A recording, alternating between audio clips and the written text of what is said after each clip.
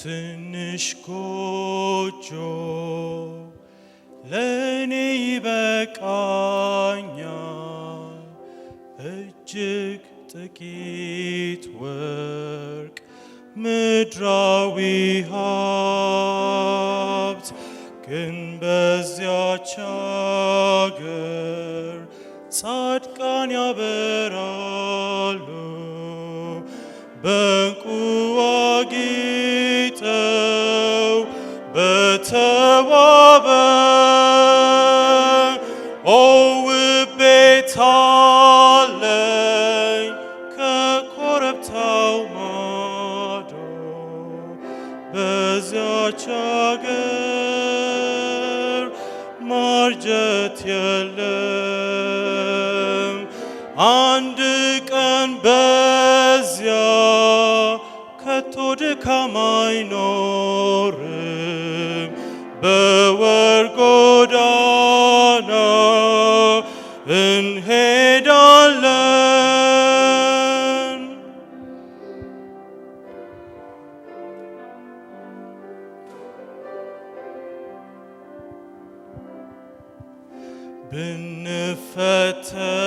ብንፈተንም ስቃይም ቢበዛ እንደ ነቢያት ብንሰደድ በዚህ ምድር ላይ መጠጊያ እንኳን አይኖር፣ ይሰጠኛል ያን ግሩም ቤት።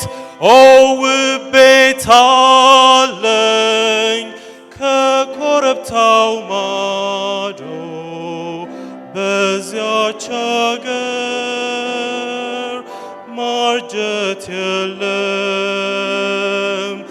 አንድ ቀን በዚያ ከቶ ድካም አይኖርም።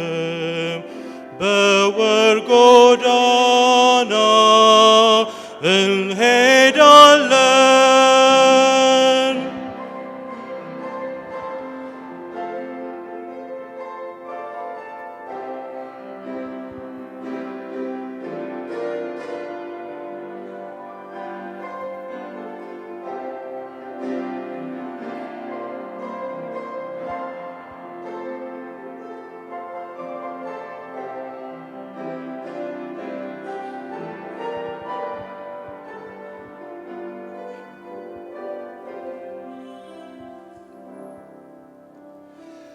ምስኪን የተጣልኩ ከቶ አይደለሁም፣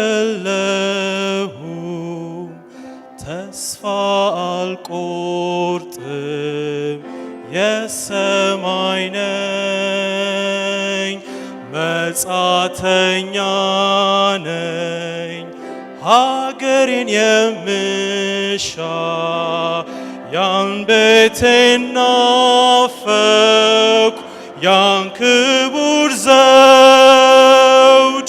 ውብ ቤት አለኝ ከኮረብታው ማዶ። በዚያች አገር ማርጀት የለም፣ አንድ ቀን በዚያ ከቶ ድካም አይኖርም። በወርቅ ጎዳና እንሄዳለን። ውብ ቤት አለኝ ከኮረብታው ማዶ። በዚያች አገር ማርጀት የለም፣ አንድ ቀን በዚያ ከቶ ድካም አይኖርም። በወርቅ ጎዳና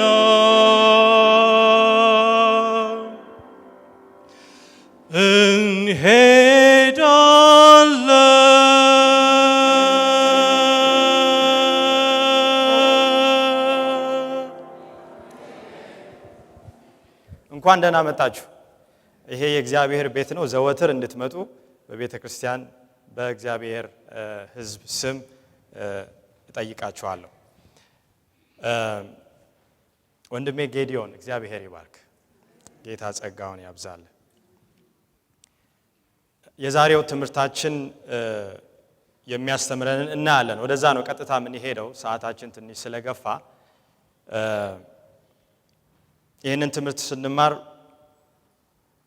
ከልባችሁ እንድትጸልዩ አደራ እላለሁ። ከመጀመሪያ በፊት እግዚአብሔር እንዲያስተምረን እግዚአብሔርም ደግሞ ቃሉን በአፌ ውስጥ እንዲያስቀምጥ አደራ እንዳትረሱ። መጽሐፍ ቅዱስ ምን እንደሆነ ተምረናል። መጽሐፍ ቅዱስ እግዚአብሔር እንዳለ ይነግረናል። አሜን። የሰማይ የምድር ፈጣሪ፣ ሁሉን አድራጊ፣ ሁሉን የሚችል፣ በሁሉም ስፍራ መገኘት የሚችል። መጽሐፍ ቅዱስ ደግሞ የዚህ የእግዚአብሔር ተቃዋሚ እንዳለ ይነግረናል። እውነት ነው አይደል? እሱን ነው የምናየው ዛሬ። ርዕሳችን ምን ይላል? የክርስቶስ ተቃዋሚ፣ ሐሳዊ ክርስቶስ፣ ጸረ ክርስቶስ፣ ዘ አንቲ ክራይስት የሚለውን ርዕስ መስጠት እንችላለን። ወደ አንደኛ ዮሐንስ ምዕራፍ 2 ቁጥር 18 እንሄዳለን። ዛሬ በዋናነት የምናየው ሁለት መጽሐፍ ነው፣ ዳንኤልና ራእይ፣ እንደ እግዚአብሔር ጸጋ ባለን ጊዜ። ግን ከዚህ በኋላ የራሳችሁን ደግሞ የግል ጥናት እንድታደርጉ አስቀድሜ አደራ እላችኋለሁ። ግን ከዛ በፊት በአንደኛ ዮሐንስ ምዕራፍ 2 ቁጥር 18 የእግዚአብሔር ባሪያ ሐዋርያው ዮሐንስ የተናገረውን ስለ ክርስቶስ ተቃዋሚ ያስቀመጠውን እናያለን።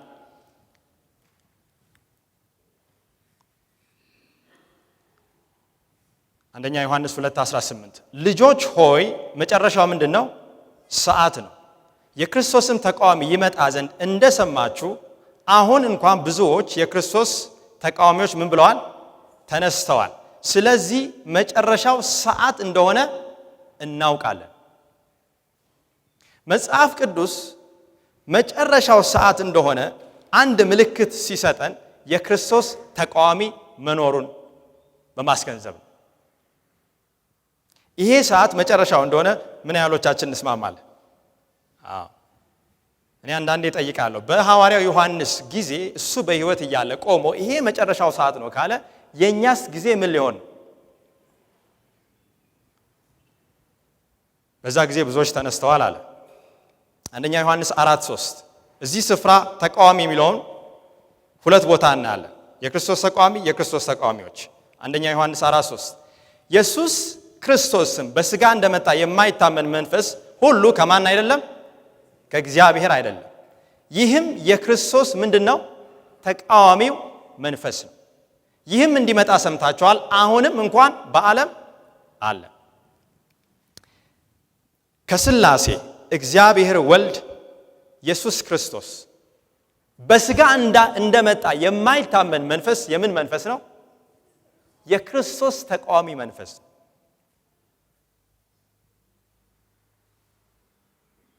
ክርስቶስ እግዚአብሔር ነው፣ ከሥላሴ ከትሪኒቲ ከትራይ ዩኒቲ። እሱ በስጋ እንደመጣ የማይታመን መንፈስ አሁንም የክርስቶስ ተቃዋሚ መንፈስ ነው። ይህም እንዲመጣ ሰምታችኋል፣ አሁንም እንኳን በዓለም አለ። ሶስተኛ ጊዜ በዚህ ስፍራ የክርስቶስ ተቃዋሚ የሚለውን ቃል እናገኛለን። ለአራተኛ ጊዜ በዚህ በሁለተኛ ዮሐንስ ቁጥር 7 ላይ ምዕራፍ የለውም ቁጥር 7 ላይ እንዲህ ይላል፣ ብዙ አሳቾች ወደ ዓለም ገብተዋልና እነርሱም ኢየሱስ ክርስቶስ በስጋ እንደመጣ የማያምኑ ናቸው። ይህ አሳቹና የክርስቶስ ምንድነው? ተቃዋሚው ነው። ብዙ ጊዜ ሰዎች የክርስቶስ ተቃዋሚ ማለት ክርስቶስን አንተ ክርስቶስ አይደለም ብሎ የሚቃወም ይመስላቸዋል። መጽሐፍ ቅዱስ የሚያስተምረን እሱ አይደለም ወገኖቼ። ክርስቶስ ሳይሆን በክርስቶስ ስፍራ ተቀምጦ እኔ ክርስቶስ ነኝ የሚለው ነው መጽሐፍ ቅዱስ እንደሚያስረዳን የክርስቶስ ተቃዋሚ። ስለዚህ በዓለማችን ተቃዋሚ ፓርቲ ሲባል ሰምታችሁ ታውቃላችሁ አይደል? ያ ማለት ያንን ፓርቲ የሚቃወም ያ ፓርቲ ትክክል አይደለም፣ ፕሮግራሙ ትክክል አይደለም፣ ፖሊሲው ትክክል አይደለም፣ ስትራቴጂው ትክክል አይደለም፣ የኔ የተሻለ ነው የሚል ነው። መጽሐፍ ቅዱስ ግን የክርስቶስን ተቃዋሚ እንደዛ አይደለም የሚያስተምረን። አምላክን አንተ አምላክ አይደለህም ሳይሆን አምላክ ነኝ የሚለው ነው ያ የክርስቶስ ተቃዋሚ። ለምንድን ነው ይህንን የምንማረው?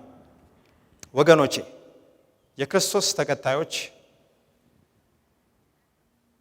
ክርስቶስን በደንብ ሊያውቁት ይገባል። የሱን ጠላት በደንብ ሊረዱት ይገባቸዋል።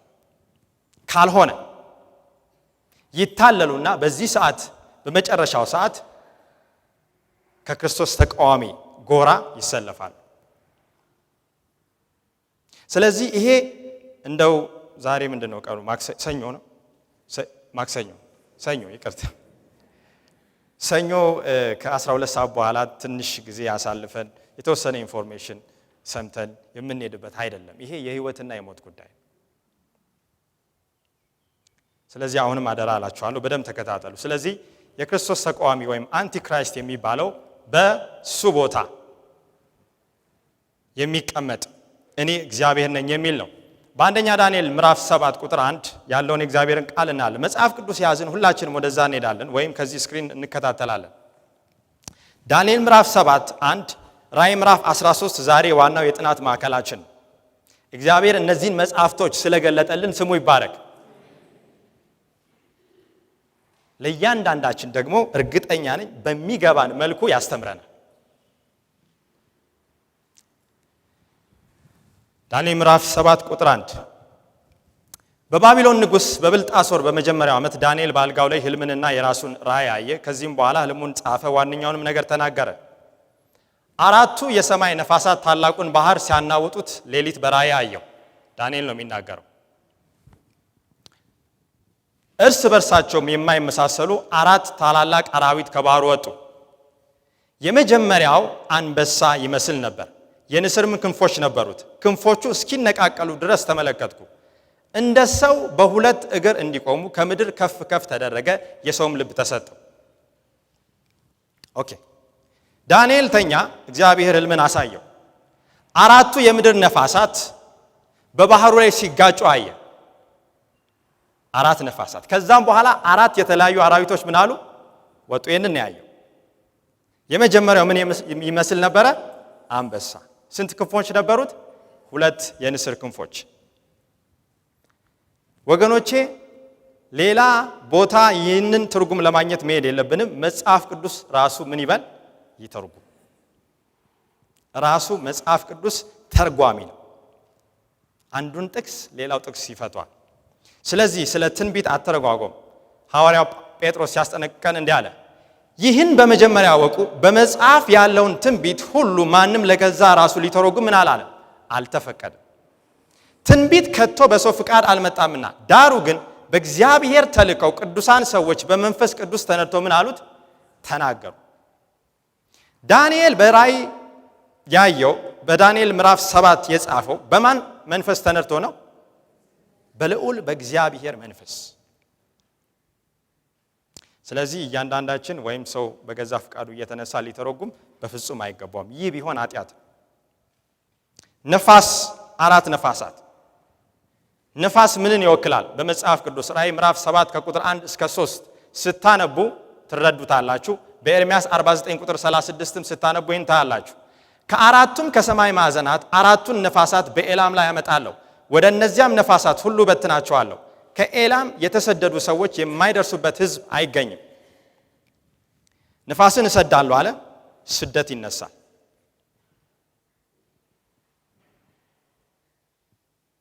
በራእይ ምዕራፍ 7ም እነዛ መላእክት አራቱን የምድር ነፋሳትን ያዙ፣ ምድርን፣ ባህርን፣ ዛፍን እንዳይጎዱ። ስለዚህ ንፋስ ባጭሩ ስደትን፣ ጦርነትን፣ አመጽን፣ አብዮትን ይወክላል። ስለዚህ ዳንኤል ንፋስ አየ፣ ውሃም አይቷል። ባህሩ ላይ ነው ያ ንፋስ የመጣው። ውሃዎች ምንም ይወክላሉ። ራእይ 17 ቁጥር 15 አለኝም፣ ጋለሞታይቱ የተቀመጠችባቸው ያየሃቸው ውሃዎች ወገኖችና ብዙ ሰዎች አሕዛብም ቋንቋዎችም ናቸው። ስለዚህ ዳንኤል ውሃን አየ፣ ብዙ ህዝብን፣ ንፋስ መጣ፣ መከራ፣ ጦርነት፣ ስደት። ከዚህ የተነሳ 4 አራዊቶች ወጡ። እነዚህ አራዊቶች ምንድናቸው? ዳንኤል 7 ቁጥር 17 እነዚህ 4ቱ ታላላቅ አራዊት ከምድር የሚነሱ 4 ምንድናቸው? ነገስታት ናቸው። በህዝብ ላይ ብዙ መከራ፣ ስደት፣ ጦርነት በህዝብ መካከል ከመነሳቱ የተነሳ 4 መንግስታት ወጡ። ይሄ ግልጽ ከሆነ እስቲ አሜን እንላለን። ግልጽ ነው አይደል? እሺ መቀጠል እንችላለን። ንስር ዕንባቆም 1:8 እንደሚቸኩል ንስር ይበራሉ። ያ የመጀመሪያው አንበሳ 2 የንስር ክንፎች አሉት። ፍጥነትን ይወክላል ማለት ነው፣ ችኮላል። የመጽሐፍ ቅዱስ ትንቢቶች ተምሳሌቶች ናቸው፣ ወይም ተምሳሌት ፍቺ አላቸው። ባህር ህዝብን አይተናል፣ ንፋስ ጦርነትን፣ አውሬ መንግስታትን። በዳንኤል ምዕራፍ 2 ላይ ባለፈው ስንማር የነበራችሁ ሰዎች ዳንኤል ምዕራፍ 2 ኦኬ፣ እግዚአብሔር ይባርካችሁ። ምንድነው ያየው ዳንኤል? ምስል አየ አይደል? ራሱ ምን የሆነ ወርቅ። ከዛ ናቡከደነጾርን አንተ ወርቁን አለ። ስለዚህ ወርቁ ማን ነበረ? የባቢሎን መንግስት። አንተ የምትወክለው መንግስት፣ አንተ ወርቁ ነህ። ከዛ በኋላ ደረትና ክንዱ ምን ነበረ? ብር። የዳንኤል መጽሐፍ እንደሚያስተምረው ከባቢሎን መንግስት በኋላ የተነሳው የፋርስና የሜዶን መንግስት ነው። ማኔ ቴቄል ፋሬስ። ፋሬስ መንግስት ለሜዶንና ለፋርስ ህዝብ ተሰጠ። ከዛ በኋላ ሆዱና ወገቡ ምንድነው? ነሐስ። ከፋርስና ከሜዶን በኋላ የተነሳው መንግስት ማን ነው? ግሪክ። ግሪክ የሚለው ቃል በቃል በዳንኤል ምዕራፍ 8 ተጠቅሷል። ከዛ ቀጥሎ ጭኖቹ ብረት ናቸው። ያ ብረት ክርስቶስ የመጣበት ዘመን የማን ዘመን ነበር? የሮም ዘመን ነበር። ከዛ ቀጥሎ እግር 10 ጣቶች አሉት፣ ሸክላና ብረት የተከፋፈለው የሮም መንግስት። እግዚአብሔር ድንቅ አምላክ ነው። ለዳንኤል በምስል ያሳየውን እንደገና በአራዊት ነው ያሳየው። ምዕራፍ 7 እግዚአብሔር በአንድ በኩል አልገባ ሲለን በሌላ በኩል የሚመጣ አምላክ ነው። ለምን? ልጆቹን ምን ለማለት? ለማዳን፣ ለማስተማር። እንደው ዳንኤልን ሆረር ፊልም ለማሳየት ፈልጎ አይደለም እነዚህ አራዊቶችን ያሳየው። ስለዚህ ዳንኤል ምዕራፍ 2 ይህንን ምስል አየ። ይሄ የመጀመሪያው አንበሳ የባቢሎንን መንግስት ይወክላል። ባቢሎን መንግስት ከ605 እስከ 539 ከክርስቶስ ልደት በፊት የነበረ መንግስት ነው። ሁለተኛ ያየው ድብ ነው። ከአራዊቶቹ ሁለተኛው። እነሆም ሁለተኛው አውሬ ድብ ይመስል ነበረ። በአንድ ጎኑ ከፍ ብሏል። በአፉ ውስጥ በጥርሶቹ መካከል 3 የጎድን አጥንቶች ነበሩት። እርሱም ተነስ፣ እስክትጠግብ ድረስ ስጋ ብላ ተባለ።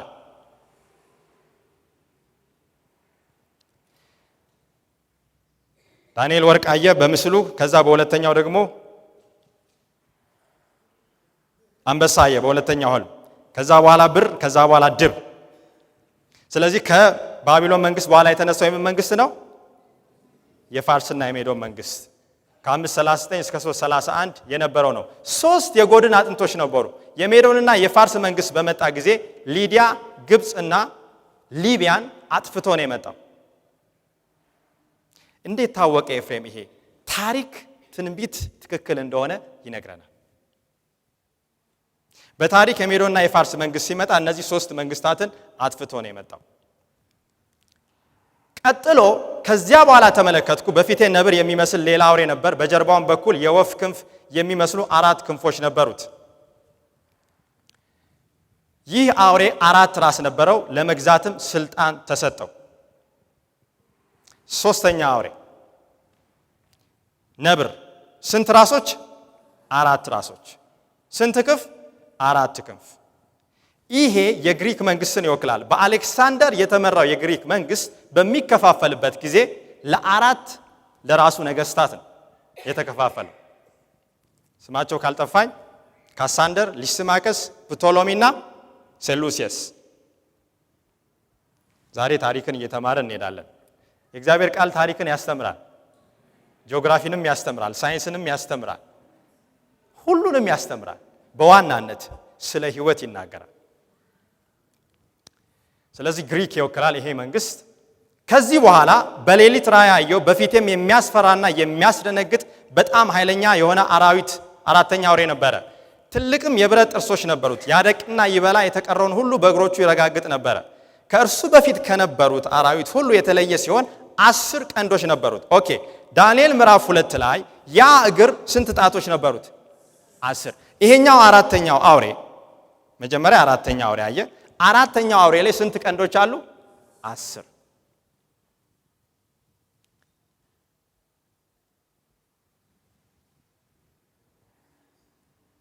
ዳንኤል ምዕራፍ 7 ቁጥር 23 እንዲህም አለኝ፣ አራተኛይቱ አውሬ በምድር ላይ አራተኛ መንግስት ትሆናለች።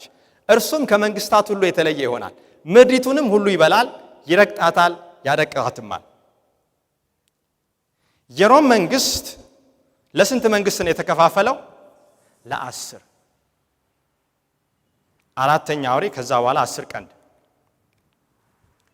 ሮም ከ168 ከክርስቶስ ልደት በፊት እስከ 476 ዓመተ ምህረት ከክርስቶስ ልደት በኋላ 10 ቀንዶች 7:24 ዳንኤል ከዚህ መንግስት የሚወጡ ስንት ነገስታት ናቸው? 10 ነገስታት ናቸው። እስቲ ግልጽ የሆነ እንደው እጁን ያሳይ፣ እንደው ዝም ብዬ እንዳሮጥ። እሺ ቀስ ማለት ካለብኝ ቀስላል። 10 ቀንዶች ከዚህ መንግስት ከሮም ከአራተኛው አውሬ የሚወጡ 10 ነገስታት ናቸው። 10 ነገስታት ከ476 ዓመተ ምህረት እስከ ክርስቶስ ዳግም ምጽአት የሚቆዩ ናቸው።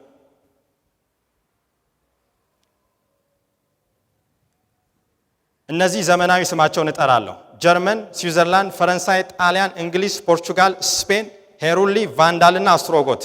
ሄሩሊ፣ ቫንዳልና አስትሮጎት ሶስቱ የሉ።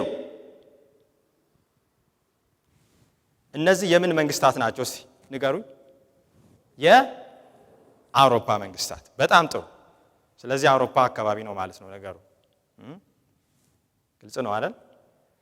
ቀንዶችንም ተመለከትኩ።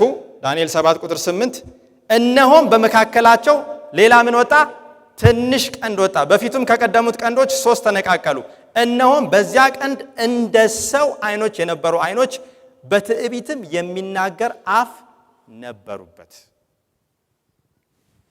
አንበሳ፣ ድብ፣ ነብር፣ የምታስፈራ አውሬ፣ 10 ቀንድ፣ ከ10 ቀንድ ሌላ ትንሽ ቀንድ። ስንቱን ነቃቅላ? 3። እቺ በጣም ትለያለች። ምን ትናገር ነበረ? ትዕቢት። በማን ላይ? እንቀጥላለን።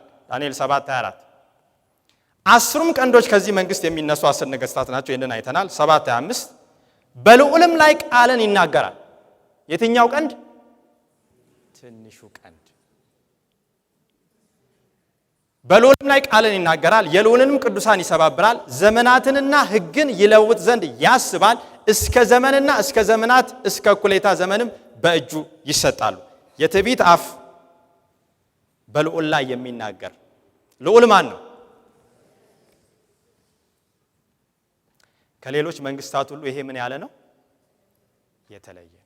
ጉዳዩ የምድር መንግስታትን አስወግዶ ሌላ ግዛት መያዝ ሳይሆን ወደ ላይ ነው። ማንን መናገር? ክርስቶስ መናገር ብቻ አይደለም፣ የልዑልን ቅዱሳን የልዑልን ህዝብ ምን ይላል? ይሰባብራል። ዘመናትና ሕግን ሊለውጥ ምን ይላል? ያስባል። ይችላል ይላል፣ ያስባል። እችን አስምሩበት። ዘመንና ሕግ። ትንሹ ቀንድ ማን ነው? የሚነሳው ከአራተኛው አውሬ ከሮም ነው። ምክንያቱም ከ10 ቀንዶች ከ10 ከተከፋፈሉት የአውሮፓ መንግስታት የሮም መንግስት የሚነሳ ነው። ትንሹ ቀንድ የሚወጣው ሮም ከፈረሰ ከ10 ቀንዶች በኋላ ነው። ከ10 ቀንዶች የተለየ ነው። ምክንያቱም የሚጨብጠው ፖለቲካዊ ኃይል ብቻ ሳይሆን ሃይማኖታዊ ጭምር ነው። ምክንያቱም መንግስት ነው አንድ፣ እንደገናም ደግሞ በልዑል ላይ ይናገራል። መንፈሳዊ ይዘት አለ። ልዑል ኢሳይያስ 14 ቁጥር 13 ባለፈው እንዳየ ነው። ያ በእግዚአብሔር አጠገብ ያመፀው ሉሲፈር እንዲህ አለ። ቁጥር 12 ላይ አንተ የንጋት ልጅ የአጥቢያ ኮከብ እንዴት ከሰማይ ወደቅ? አንተ አሕዛብን ያዋረድክ እንዴት እስከ ምድር ተቆረጥክ? ካለ በኋላ ቁጥር 13 እንዲህ ይላል፣ አንተም በልብህ ወደ ሰማይ አድርጋለሁ፣ ዙፋኔንም ከእግዚአብሔር ከዋክብት በላይ ከፍ ከፍ አደርጋለሁ፣ በሰሜንም ዳርቻ በመሰብሰቢያ ተራራ ላይ እቀመጣለሁ፣ ከደመናዎች ከፍታ በላይ አድርጋለሁ፣ በልዑልም እመሰላለሁ አልክ። ያ ትንሹ ቀንድ ማንን ነው የሚሳደበው? ልዑልን። ኢሳይያስ ሉሲፈርን በማን እመሰላለሁ አልካለው? በልዑል። ስለዚህ ከዚህ ትንሽ ቀንድ ጀርባ የሚሰራው ማን ነው? ሉሲፈር፣ ሰይጣን። ቀደም እንዳየነው ትንሹ ቀንድ ሶስቱን መንግስታት ያንበረክካል። ጦርነት የማካሄድ የሚያስችል አቅም ኃይል አለው። ሃይማኖታዊ ነው፣ ፖለቲካዊም ነው። የሰው አይኖች የሚመስሉ አይኖች ተምሳሌነታቸው ጥበብና ዕውቀትን ነው። መጽሐፍ ቅዱስ ሲናገር የእግዚአብሔር አይኖች በምድር ሁሉ ላይ ናቸው። ምን ማለት ነው? እግዚአብሔር ሁሉንም ነገር ምን ይላል? ያውቃል። ትንሹ ቀንድ ማን ነው? ይሄንን ጥያቄ እንዲያዝን ወደ ራእይ 13 እንሄዳለን። ለምን?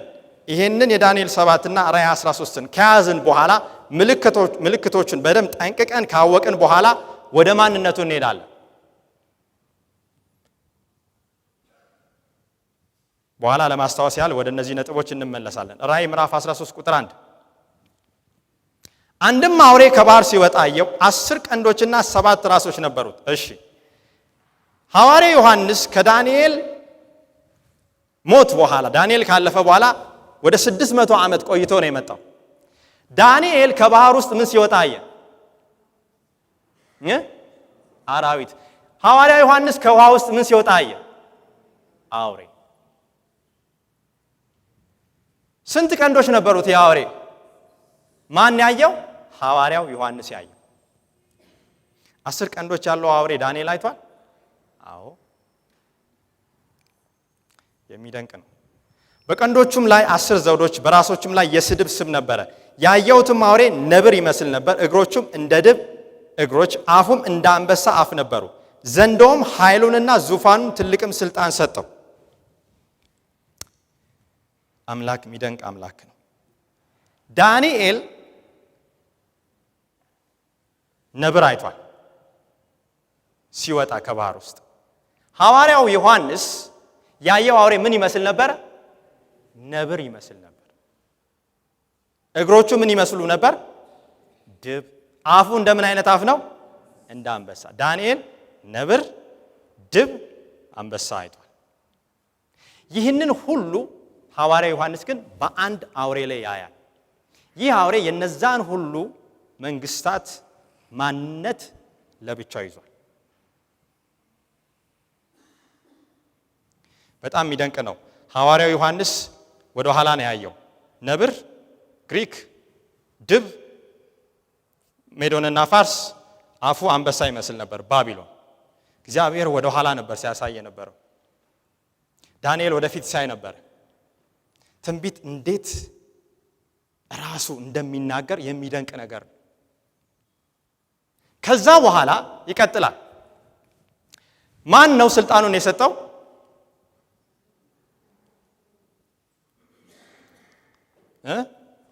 ዘንዶውም ኃይሉና ዙፋኑን ትልቅም ስልጣን ሰጠው።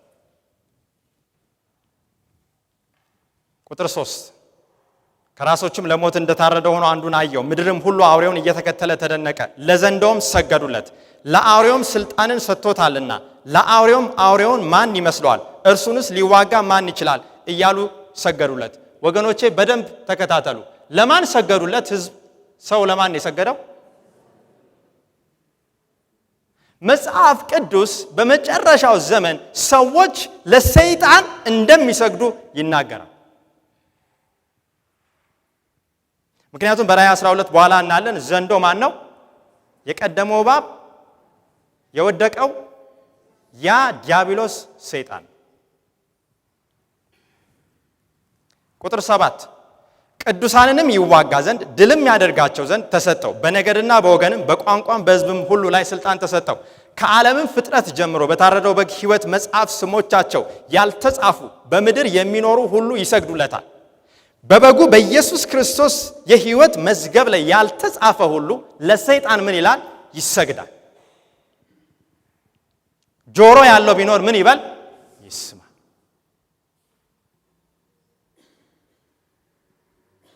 ስለዚህ እግዚአብሔር ይመስገን እዚህ አዳራሽ ውስጥ ያለን ሁላችንም ጆሮ አለን። ስለዚህ ምን እንበል? እንስማ። ዘንዶ ማን ነው? ራእይ 12 ቁጥር 9 ዘንዶ ሰይጣን መሆኑን ይነግረናል። ቁጥር 3 ሌላ ምልክት በሰማይ ታየ፣ እነሆም ታላቅ ቀይ ዘንዶ 7 ራሶችና 10 ቀንዶች ነበሩት። ራእይ ምዕራፍ 12 ነው ይሄ።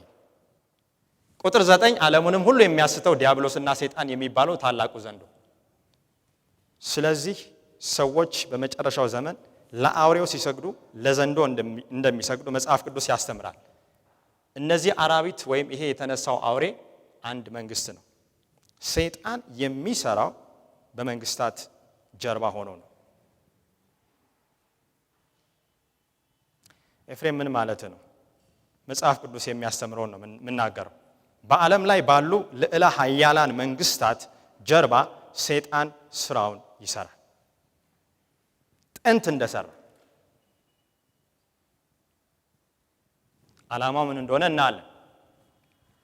በራእይ 12 መሰረት ዘንዶው ኢየሱስን ለማጥፋት ከሞከረው ከአረማዊ ሮም ጋር ይሰራ ነበር። ራእይ 12 ላይ ያ ዘንዶ በሴቲቱ አጠገብ ቆመ፣ ልትወልድ ባለች ሴት አጠገብ። ልጁ ከተወለደ በኋላ ወደ እግዚአብሔር ተነጠቀ። ወደ እግዚአብሔር ያረገው ማን ነው? እሱ ኢየሱስ ክርስቶስ ነው። ያ ዘንዶ በራእይ 12 ላይ ክርስቶስ ሲወለድ የነበረው የሮም መንግስት ነው። ምክንያቱም ኢየሱስ ክርስቶስ ሲወለድ እነዛ 70 ሰገሎች መጡ ሊሰግዱለት። ሄሮድስ ምን አለ? እኔም አይቸው እንድሰግድለት አሳዩኝ። እሱ ግን ምን ሊፈልጎ ነው? ሊገል ፈልጎ ነው። ስለዚህ በቤተልሔም 200 ህፃናት ምን አሉ? ሞቱ። ምንድነው የሚለው? ራሔል መጽናናት አልቻለች። ለምን? ልጆቹ የሉምና። ልጁ በተወለደ ጊዜ፣ ህፃኑ በተወለደ ጊዜ ሊገል የመጣው ያ ዘንዶ፣ ያ አውሬ ሰይጣን የሮም መንግስት፣ የአንድ ሳንቲም ሁለት ገጽታ። ስለዚህ ይህ 10 ቀንድ ያለው ሐዋርያው ዮሐንስ ከባህሩ ሲወጣ ያየው አውሬ ከዛኛው ከሮም መንግስት ጋር ይመሳሰላል። 10 ቀንድ 7 ራስ። ኦኬ።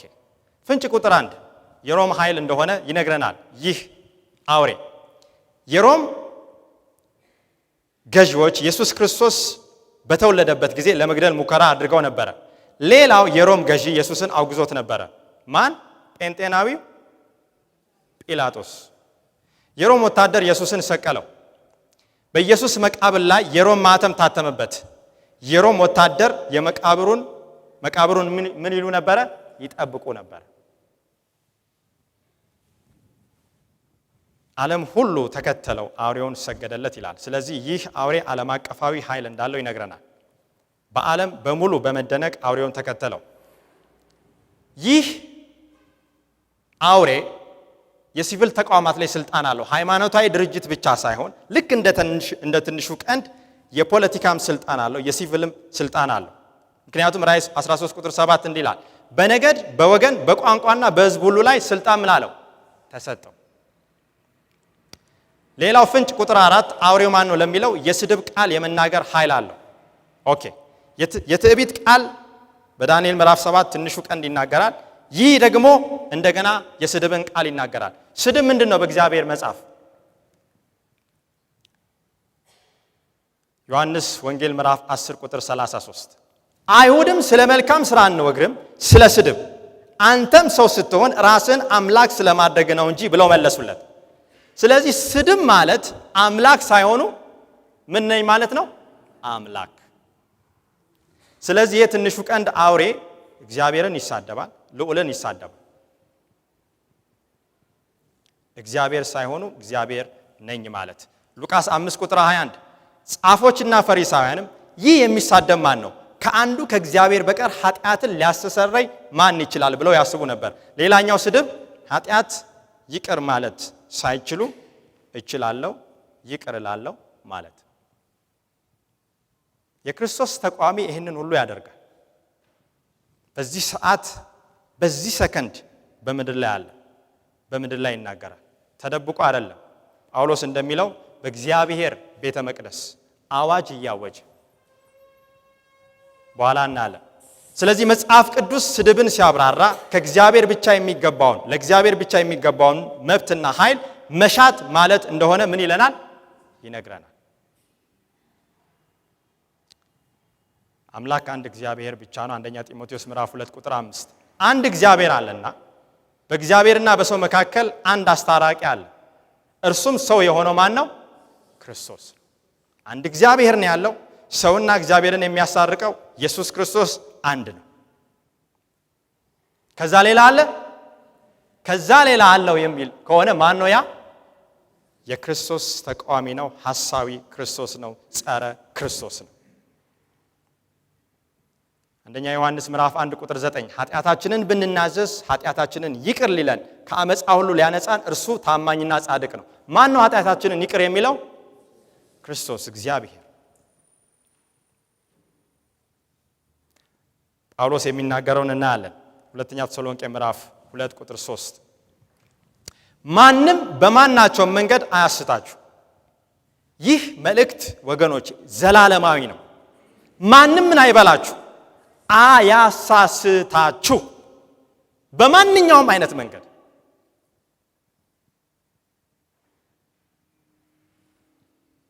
ይህንን ይዘን ብንሄድ ራሱ ህይወት ነው። ክህደቱ አስቀድሞ ሳይመጣና የአመጽ ሰው እርሱም የጥፋት ልጅ ሳይገለጥ አይደርስምና ምን እያለው ነው ጳውሎስ? ወገኖቻቸው በሞት የተለዩ ሰዎች እጅግ አዝነዋል። ኖ ክርስቶስ ይመጣል፣ እነዚህ የሞቱት ይነሳሉ። እሱ የሚመጣው ክርስቶስ የሚመጣው ክህደቱ ከመጣ በኋላ ነው እያለ ነው። ምክንያቱም የጥፋት ልጅ ሳይገለጥ የአመጽ ሰው ሳይገለጥ አይደርስምና የሚለው የክርስቶስን ዳግም ምጽአት ነው። እኔ እግዚአብሔር ነኝ ብሎ አዋጅ እየነገረ በእግዚአብሔር ቤተ መቅደስ እስኪቀመጥ ድረስ አምላክ ከተባለው ሁሉ ሰዎችም ከሚያመልኩት ሁሉ በላይ ራሱን ከፍ ከፍ የሚያደርገው እርሱ ማን ነው? ተቃዋሚ እርሱ ነው። ተደብቆ አይደለም፣ በጓዳ አይደለም፣ ወደፊት የሆነ ሰዓት ላይ አይደለም የሚገለጠው።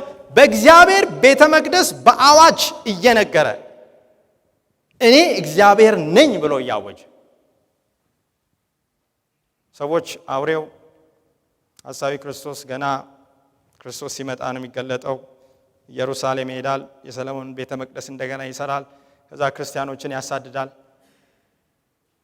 ኖ አዋጅ እያወጀ ማን ነኝ ብሎ? እኔ እግዚአብሔር ነኝ ብሎ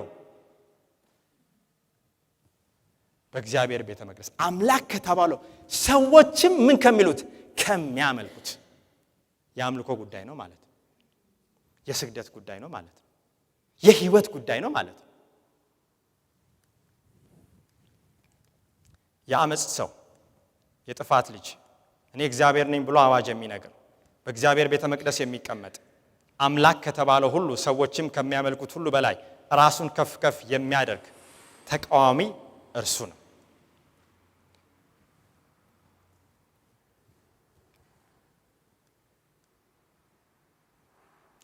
ሌላው ፍንጭ መጽሐፍ ቅዱስ እንደሚነግረን በራዕይ ምዕራፍ 13 ለ42 ወራት የእግዚአብሔርን ሕዝብ ያሳድዳል።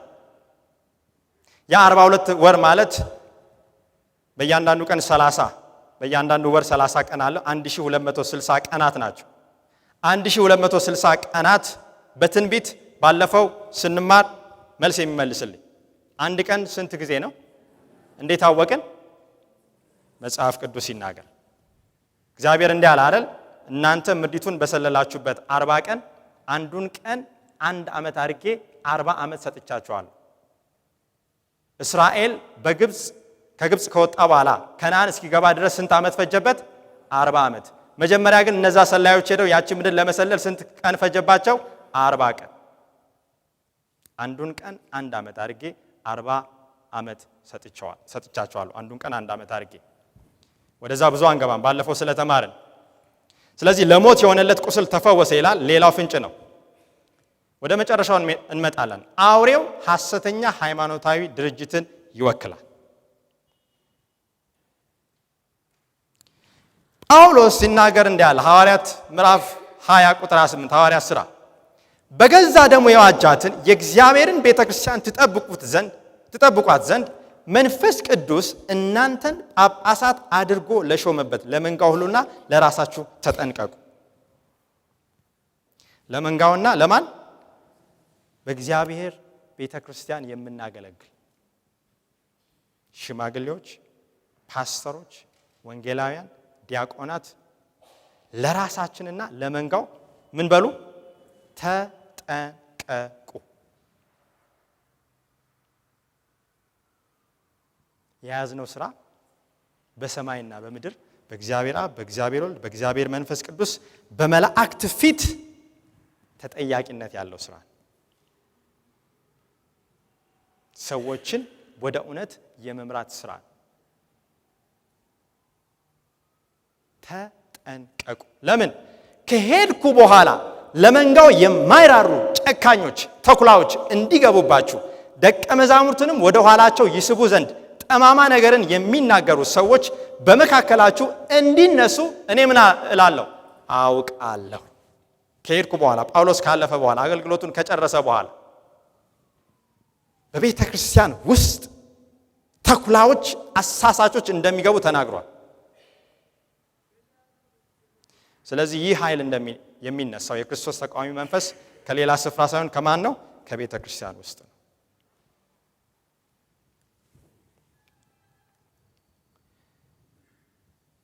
ምልክቶችን አይተን ወደ ዋናው ጥያቄ እንሄዳለን። አውሬው ትንሹ ቀንድ የክርስቶስ ተቃዋሚ መንፈስ ጸረ ክርስቶስ ማን ነው? የሚነሳው ከአራተኛው አውሬ ከሮም ነው። እንደ ዳንኤል ምዕራፍ 7 ይህ ቀንድ የሚወጣው ሮም ከፈረሰች ከ10 ቀንዶች በኋላ ነው። ከ10 ቀንዶች የተለየ ነው፣ ምክንያቱም የሚጨብጠው ፖለቲካዊና ሃይማኖታዊ ኃይል ነው። አራተኛ 3 መንግስታትን ያንበረክካል ማለት ጦርነት የማካሄድ ኃይል አለው፣ አቅም አለው። የሰው አይኖች የሚመስሉ አይኖች ተምሳሌነታቸው ጥበብና እውቀት ነው። ወይም ይህ መንግስት ወኪል ሆኖ የሚናገር አንድ ሰው አለው። በልዑል ላይ ቃልን ይናገራል። የስድብ ቃል ምን እንደሆነ አይተናል። ዘመናትንና ሕግን ይለውጥ ዘንድ ያስባል። ከልዑል ቅዱሳን ጋር ይዋጋል። ለዘመን እኩሌታ ለ42 ወር ወይም ለ1260 ዓመታት የበላይ ሆኖ የሚቆይበት ጊዜ ይሰጠዋል። ዓለም አቀፍ ሃይማኖታዊ ስልጣን አለው። የሲቪል ተቋማት ላይ ስልጣን ያለው ሃይማኖታዊ ድርጅት ነው። ለሞት የሆነ ቁስል መፈወሱ አንዱ ምልክት ነው። ይህንን ቀጥታ እነግራችኋለሁ። አንድ ሀገር ብትሄዱና አንድ ምልክት ብሰጣችሁ ሰው እየፈለጋችሁ ነው እንበል። ስለዛ ሰው ማንነት ጠቅላላ እነግራችኋለሁ። የሚለብሰውን ሱሪ፣ የሚያደርገውን ጫማ፣ ጥቁር ሱሪ ነው ልላችሁ እችላለሁ። ጥቁር ጫማ ያደርጋል ሰውየው፣ መነጽር ያደርጋል፣ ጸጉሩ ሉጫ ነው፣ ጃንጥላ ይዛል፣ ቤቱ እንዲና እንዲህ አይነት አካባቢ ነው። ሁሉን ነገር ስለ ሰውየው እነግራችኋለሁ። ያንን ሰው ለማግኘት ከባድ ነው? ቀላል? ቀላል። መጽሐፍ ቅዱስ ይህንን ሁሉ ምልክት ሰጥቶናል። ወገኖቼ ይህንን ሃይማኖታዊ ድርጅት ከመናገሬ በፊት ክርስቶስ ያለውን እናንብብ።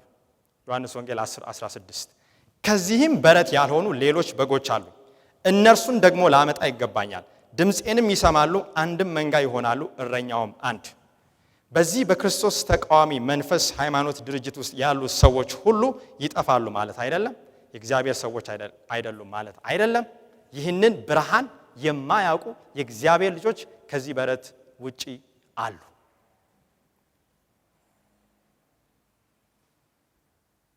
ሳያውቁ ባወቁት ብርሃን የሚመላለሱ እኔ አንዱ ነበርኩ።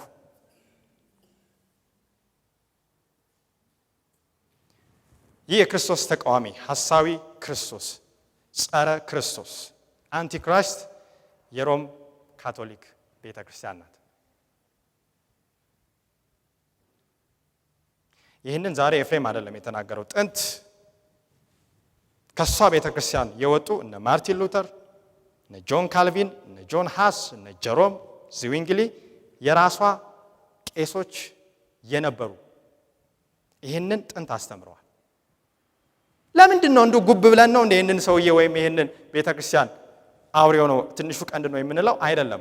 አውሬው የሚሰራውን የሚያደርገውን ነገር በማየት ይሄኛው አሁን ያለው የሮም ካቶሊክ ቤተክርስቲያን ጳጳስ ፖፕ ፍራንሲስ ይባላል። ይሄ ፖፕ ፍራንሲስ የቫቲካን የምትባል አገርም መሪ ነው። ቫቲካን የምትባል አገር ዜጎቿ ወደ 1000 አይሞሉም። ነገር ግን ይህ ሰውዬ 1.2 ቢሊዮን የካቶሊክ ቤተክርስቲያን አባላትን በዓለም አቀፍ ደረጃ መሪ ሆኖ ያስተዳድራል። እነዚህን ቅድም ያልናቸውን ነገሮች ይህ ሰውዬ ሙሉ በሙሉ ያሟላል ወይ? ይህ ቤተክርስቲያን ያሟላል ወይ? አዎ። ከዛ በፊት ታሪክን እንይ። በደቀ መዛሙርትና በቆስጠንጢኖስ መለወጥ መሃል ባለው ጊዜ ሐዋርያው ጳውሎስ ወይም ጴጥሮስ ያላስተማሩት ባዕድ ትምህርት ቀስ በቀስ ወደ ቤተክርስቲያን በመግባት መለኮታዊውን ሕግ ለመለወጥ ሞከረ። ከፈራረሰው የሮም ግዛት መሃል በመጨረሻ አዲስ የመንግስት ስርዓት ጳጳሳዊውን ማንነት ማዕከላዊ አድርጎ ብቅ አለ። ዘ ቸርች ኤንድ ቸርችስ ከሚል መጽሐፍ የተወሰደ ነው። እንግዲህ አይቀሬ የሆነው ውጤት አዲስ ሆኖ ብቻ ሳይሆን ከቀድሞ እጅግ ለየት ብሎ እውን ይሆናል። ሮም ጳውሎስ ያቋቋመው ቤተክርስቲያን ነበረ። የሮሜ መልእክት አለ።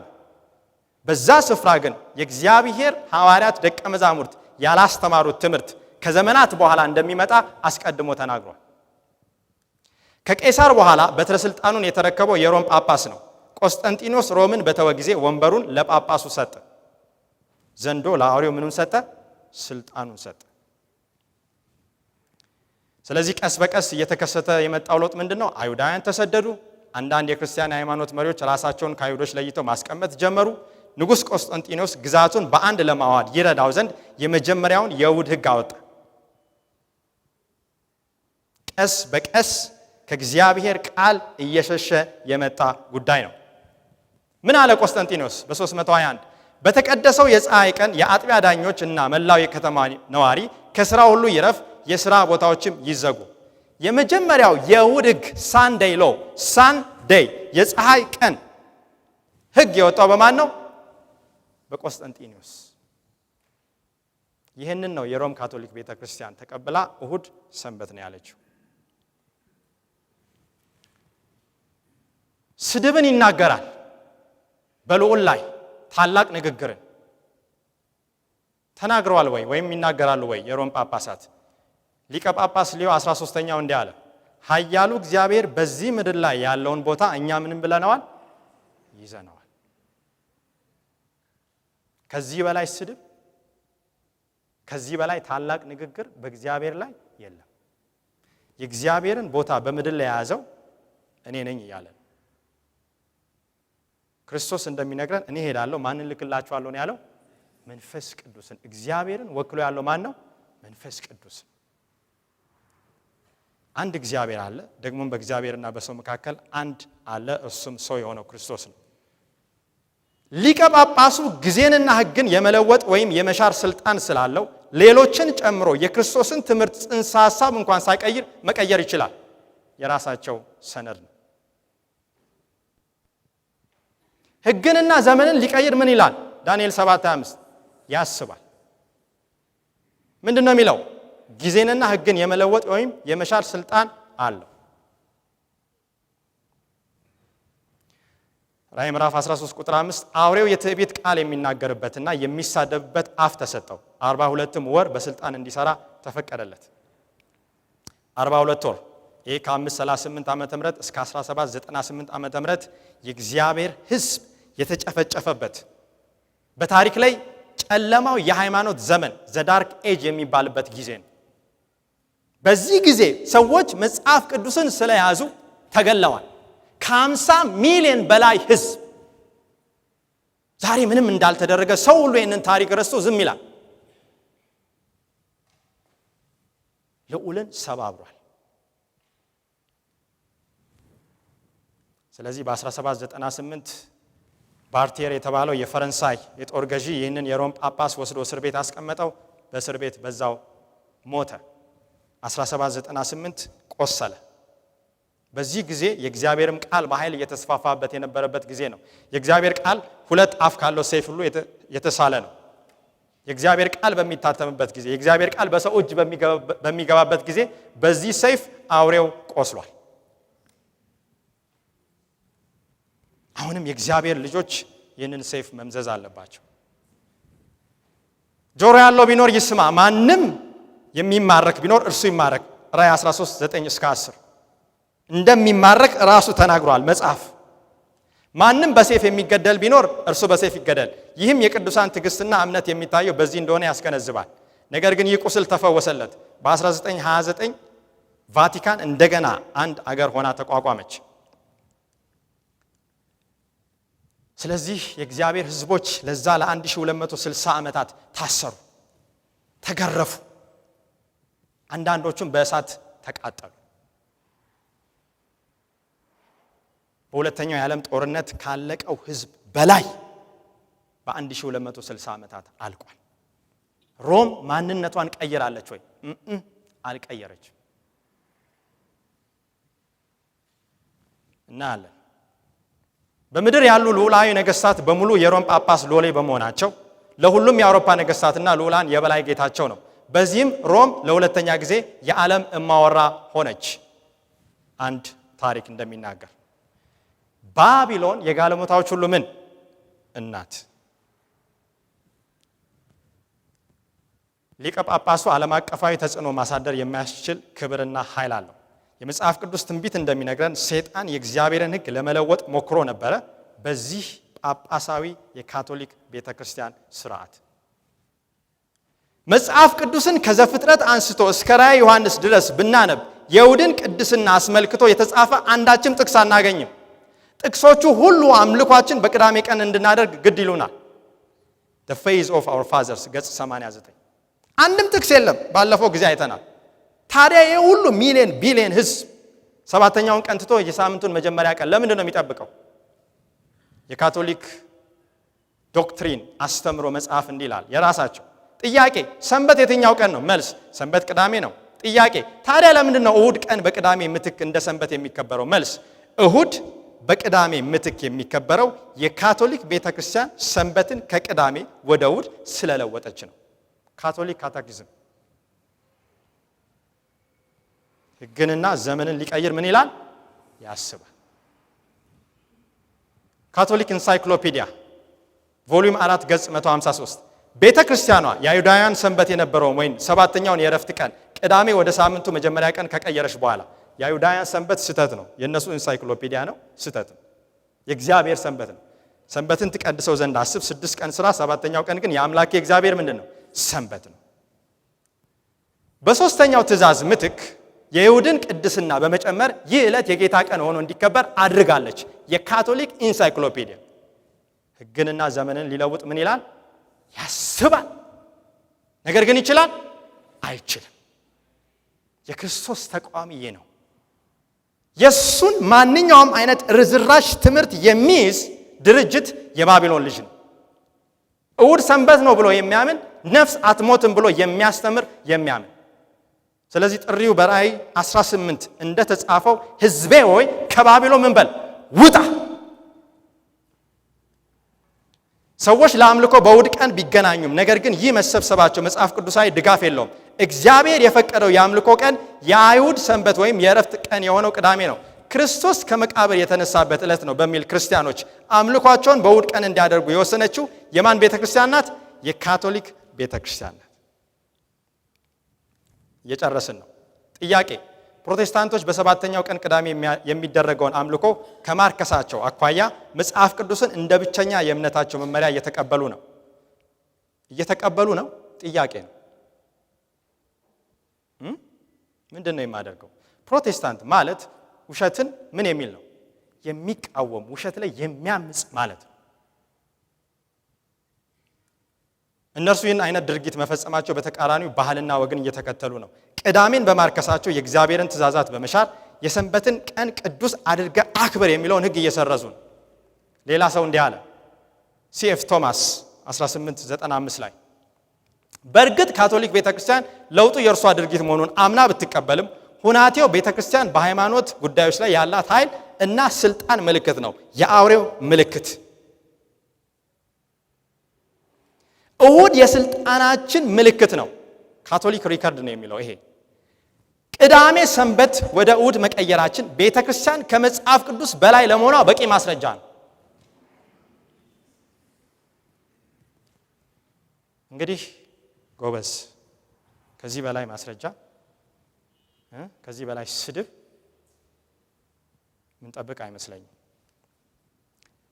የጨረስን ነው። ምናልባት ቤተክርስቲያን ያደረገችው ለውጦች ሁሉ ድፍረት የተሞላበት ድርጊት የተፈጸመው በአንደኛው መቶ ክፍለ ዘመን ነው። በዚያን ወቅት ቅዱስ የሆነው የሰንበት ቀን ከቅዳሜ ወደ እሁድ ተለወጠ።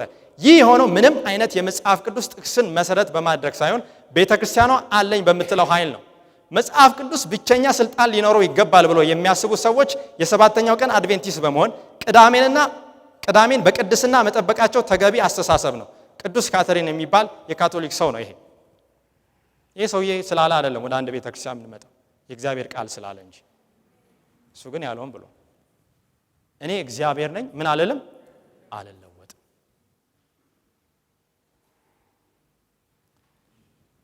ኢያሱ እንዲህ አለ፣ እኔና ቤቴ እግዚአብሔርን እናመልካለን፣ እናንተ ግን የምታመልኩትን መች ምረጡ ዛሬ። ኢየሱስ ክርስቶስ ትናንት ዛሬም ለዘላለም ምንድነው? ያው ነው። ሕጉም ቃሉ የዕብራውያን ቃል የሆነው ሰንበት የሚያመለክተው እረፍትን ነው። እሁድ ሳንዴይ የሚለው የፀሐይ ቀን ነው። ይህ ስያሜ የተገኘው ጥንት አሕዛብ ባዕድ አምልኮ የሚያደርጉበት የፀሐይ ቀን የሳምንቱ መጀመሪያ ቀን ስለነበረ ነው። ሕዝቅኤል 8:15 እርሱም የሰው ልጅ ሆይ ይህን አይተሃልን? ደግሞ ተመልሰ ከዚህ የበለጠ ርኩሰት ታያለህ አለኝ። እግዚአብሔር ለሕዝቅኤል እየተናገረ ነው። ወደ እግዚአብሔር ቤት ወደ ውስጠኛው አደባባይ መጣኝ። እነሆም በእግዚአብሔር መቅደስ መግቢያ ፊት በወለሉና በመሠዊያው መካከል 25 የሚያሉ ሰዎች ነበሩ። ጀርባቸውም ወደ ማን መቅደስ? ወደ እግዚአብሔር መቅደስ፣ ፊታቸውም ወደ ምስራቅ ነበረ። እነርሱም ወደ ምስራቅ ለማን ይሰግዱ ነበር? ለፀሐይ ይሰግዱ ነበር። መጽሐፍ ቅዱስ ከሰማይ 1/3ኛውን ሲሶ ይዞ ወረደ። ሉሲፈር አመፀ፣ ሰማይ በኤደን ገነት አመፅ አስነሳ። አሁንም በዚህ ሕዝብ በዚህ ዘመን ማሳሳቻውን ቀጥሏል። የሰይጣን ፍላጎት ምንድነው? እግዚአብሔርን መሆን ነው። መጀመሪያ አዳምና ሔዋንንም እግዚአብሔር ትሆናላችሁ አለ። በመጨረሻም በሐሳዊ ክርስቶስ አማካኝነት እግዚአብሔር መሆኑን እየገለጸ ይገኛል። እኔ መንገድ እውነት ሕይወትም ነኝ፣ በእኔ በቀር ወደ አብ የሚመጣ የለም። ሰይጣንስ እርሱ ሐሰተኛ የሐሰትም አባት ነው። ስለዚህ ዛሬ መጽሐፍ ቅዱስን ነው ወይስ ባህልን? የእግዚአብሔርን ትእዛዝ ነው ወይስ ሰብአዊ ሕግን? የኢየሱስን ትምህርትን ነው ወይስ ሰብአዊ አስተሳሰብን? መለኮታዊ ትእዛዝን ነው ወይስ የሰው ትምህርትን? እውነትን ነው ወይስ ውሸትን? ሐቅን ነው ወይ አስመስሎ ማደግን? የእግዚአብሔርን መንገድ ነው የሰይጣንን ሰብአዊ መንገድ ነው የምንከተለው? አውሬውን ማምለክ እንደሌለብን የእግዚአብሔር ቃል ይናገራል። የሶስተኛው መልአክ መልእክ እንዲህ ይላል፣ ራእይ 14 ቁጥር 9 ሶስተኛው መልአክ ተከተላቸው በታላቅ ድምፅ እንዲህ እያለ፣ በሹክሹክታ አይደለም፣ ለአውሬውና ለምስሉ የሚሰግድ በግንባሩም ወይም በእጁ ምልክቱን የሚቀበል ማንም ቢኖር እርሱ ደግሞ በቁጣው ጽዋ ሳይቀላቀል ከተዘጋጀው ከእግዚአብሔር ቁጣ ወይን ጠጅ ይጠጣል፣ በቅዱሳንም መላእክትና በበጉ ፊት በእሳትና በዲን ይሰቃያል። ይህ የእግዚአብሔር መልእክት ነው። ለአውሬው እንዳንሰግድ፣ እሱ ያወጣውን የስልጣኑን ምልክት እንዳንከተል። በእውነተኛና በሐሰተኛ መካከል የሚደረጉ ግጭት አለ። መጽሐፍ ቅዱስ አንድ ጎራ በጉን ኢየሱስ ክርስቶስን ሲያመልክ፣ ሌላው ጎራ አውሬውን እንደሚያመልክ ያስተምራል። አምልኮ የጉዳዩ ማዕከል ነው። ስለዚህ ማንን ነው ማመልከው? እስከ መች ድረስ በሁለት ሐሳብ ታነክሳላችሁ? እግዚአብሔር ከሆነ ምን በሉት? ተከተሉት። ይህንን የሰጠን አምላክ በፍቅር የተሞላ አምላክ ነው ወገኖቼ። ስለሚወደን